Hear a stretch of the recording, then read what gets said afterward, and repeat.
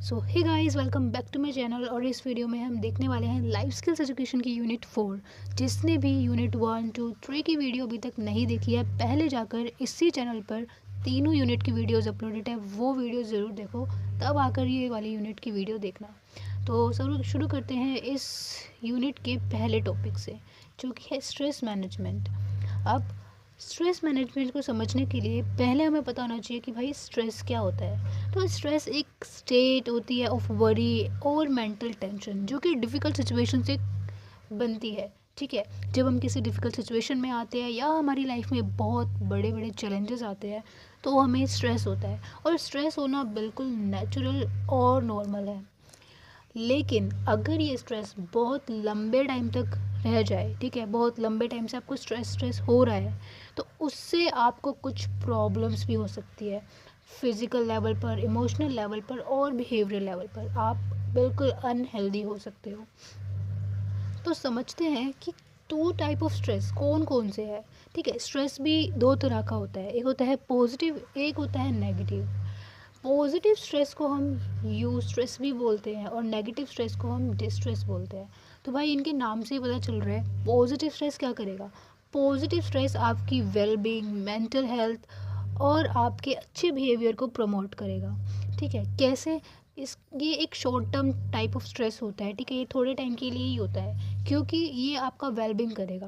देखो, for example, दो तरह के बच्चे होते हैं। एक वो जब एग्ज़ाम आते हैं तो उन्हें स्ट्रेस तो दोनों को होगा, लेकिन एक उनमें से वो होगा जो उस स्ट्रेस को पॉजिटिव वे में लेकर पढ़ाई करेगा, और दूसरा वो होगा जिसे स्ट्रेस होगा, उसे लगेगा अरे भाई अब तो एग्ज़ाम आ गई, पढ़ना पड़ेगा, स्ट्रेस हो रहा है, वो जाकर क्या करेगा, सो जाएगा, गेम खेलने लग जाएगा अपने माइंड को डाइवर्ट करने के लिए, स्ट्रेस से डाइवर्ट करने के लिए। ठीक है, तो वो हो गया नेगेटिव काइंड ऑफ स्ट्रेस, जो आपको डिस्करेज कर रहा है आपके गोल्स तक रीच करने के लिए। तो पॉजिटिव स्ट्रेस को यू स्ट्रेस भी बोलते हैं। ये पॉजिटिव होता है हमारे वेलबींग के लिए, मेंटल हेल्थ के लिए और बिहेवियर के लिए। ये यूजुअली शॉर्ट टर्म होता है और हमें इंकरेज करता है हमारी हॉबीज़ को परस्यू करने के लिए, न्यू स्किल्स सीखने के लिए, और इवन हमारे कंफर्ट जोन से भी हमें बाहर निकलने में मदद करता है। अगर बात करते हैं नेगेटिव स्ट्रेस की, तो इसको डिस्ट्रेस बोला जाता है, और ये बहुत हार्मफुल होता है हमारी हेल्थ के लिए, चाहे फिज़िकल हो, मेंटल हो, इमोशनल हो। ये बिल्कुल हार्मफुल होता है हमारे लिए।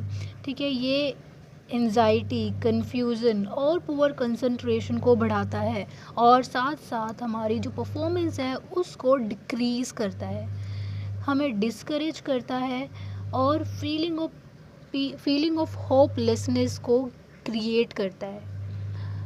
अब हम बात करते हैं कि सिम्टम्स ऑफ स्ट्रेस क्या क्या है। तो majorly there are 3 type of symptoms: physical, mental and behavioural. अब फिजिकल सिम्टम्स कौन कौन से हैं?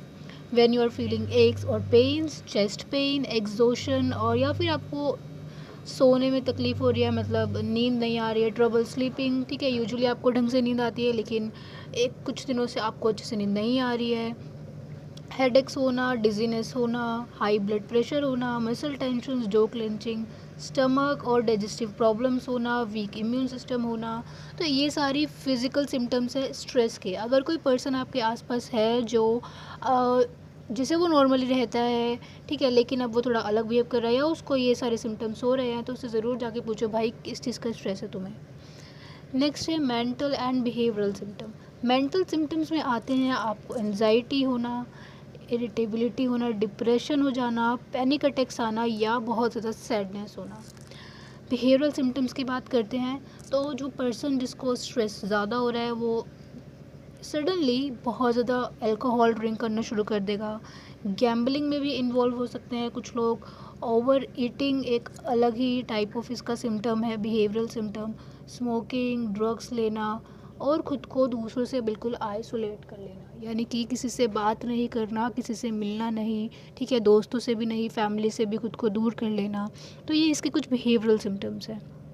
अब बात करते हैं कि स्ट्रेस मैनेजमेंट क्या होता है। तो जो स्ट्रेस मैनेजमेंट होता है, ये इसके नाम से ही पता चल रहा है। स्ट्रेस तो हमने समझ लिया क्या होता है, और मैनेजमेंट होता है किसी चीज़ को मैनेज करना, यानी कि स्ट्रेस को मैनेज करना। ठीक है, अब स्ट्रेस मैनेजमेंट जो है वो हमें कई सारे वेज़ बताता है, हमें हेल्प करता है कि कैसे हम अपने स्ट्रेस को ईजिली या अच्छे से बेटर तरीके से उसके साथ डील करें, उसको मैनेज करें।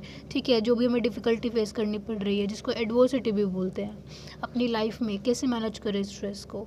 ठीक है, अगर हम स्ट्रेस मैनेजमेंट सीख जाते हैं तो हमारी लाइफ बहुत बैलेंस हो जाती है, और जैसे ही वो बैलेंस होती है वो हेल्दियर भी हो जाती है। अगर हम बात करते हैं कोपिंग विद स्ट्रेस, तो इसमें क्या होता है बेसिकली, पहले हम देखते हैं कि भाई हमें स्ट्रेस हो किस चीज़ से रहा है। हम सोर्सेज ऑफ स्ट्रेस को रिकग्नाइज़ करते हैं पहले, देन हम देखते हैं कि भाई ये सोर्स हमें इफ़ेक्ट कैसे कर रहे हैं, और उसके बाद हम उस तरीके से काम करते हैं कि जिस तरीके से हमारा जो स्ट्रेस लेवल्स है उनको हम कंट्रोल कर सके, या तो हम अपना एनवायरनमेंट चेंज कर ले, ठीक है, या फिर अपनी लाइफस्टाइल को चेंज करें और सीखे दैट हाउ टू रिलैक्स। ठीक है, अगर बात करते हैं कि कोपिंग स्ट्रेटजीज़ क्या क्या हो सकती है, तो वो है meditation, solution focus thinking. Solution focus thinking की हमने इससे पिछली वीडियोस में भी बात करी थी कि वो क्या होती है। दो तरह की होती है, एक सोल्यूशन फोकस थिंकिंग, एक प्रॉब्लम फोकस थिंकिंग। जो प्रॉब्लम फोकस थिंकिंग होती है वो आपके नेगेटिव स्ट्रेस को बढ़ाती है, लेकिन जो सोल्यूशन फोकस थिंकिंग होती है वो आपको, अभी जो यहाँ पर हमने डिस्कस किया कि हमें कैसे कॉप अप करना है स्ट्रेस के साथ। ठीक है, तो वो करने के लिए हमको क्या करना पड़ेगा, पहले सोर्सेज ऑफ स्ट्रेस को रिकॉग्नाइज़ करेंगे, फिर हम देखेंगे वो हमें कैसे अफेक्ट कर रहा है, फिर हम कोशिश करेंगे कि हम उसको कंट्रोल कर सकें। तो सॉल्यूशंस ढूंढने की कोशिश करती है, ठीक है, रूट कोज तक जाके प्रॉब्लम की।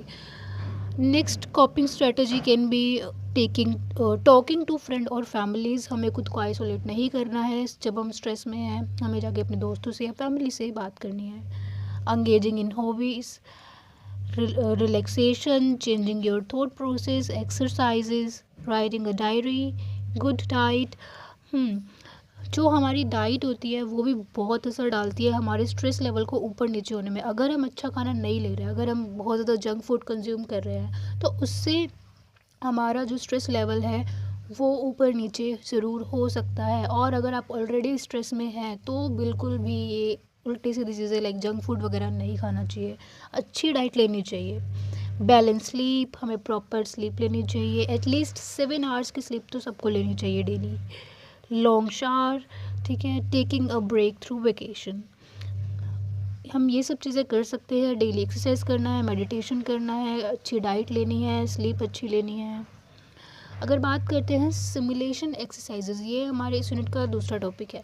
सिमुलेशन एक्सरसाइजेज क्या होता है, देखो, ये एक काइंड ऑफ प्रैक्टिस, ट्रेनिंग या मॉनिटरिंग हो या फिर इवेलुएशन ऑफ कैपेबिलिटीज़। ठीक है, ये एक एक्सरसाइज होती है जिसके अंदर हमें प्रैक्टिस कराई जाती है, ट्रेनिंग कराई जाती है, और हमारी जो कैपेबिलिटीज़ है उनको इवेलुएट किया जाता है। इसमें क्या होता है, जैसे अगर हमारी लाइफ में बहुत सारे प्रॉब्लम्स आते हैं, राइट, तो हम एकदम से जब वो प्रॉब्लम आते हैं बहुत से लोग पैनिक हो जाते हैं। बट अगर पहले से ही आपको ट्रेन करा दिया जाए, फॉर एग्ज़ाम्पल आपके स्कूल वगैरह में पहले मॉक ड्रिल्स वगैरह होती होंगी, जैसे कि अगर अर्थक्वेक आए तो क्या किया जाए, तो उसको लेकर आपको प्रैक्टिस कराई जाती थी, राइट। ऐसे ही होता है सिमुलेशन एक्सरसाइजेस, जिसमें आपको पहले से ही एक ऐसी कंडीशन में डाला जाता है, हाइपोथेटिकल कंडीशन में, कि अगर आपके साथ ये होता है तो आप कैसे रिएक्ट करोगे। तो आप उसको लेकर फिर ट्रेन हो जाते हो, क्योंकि आपको प्रैक्टिस करा दी जाती है।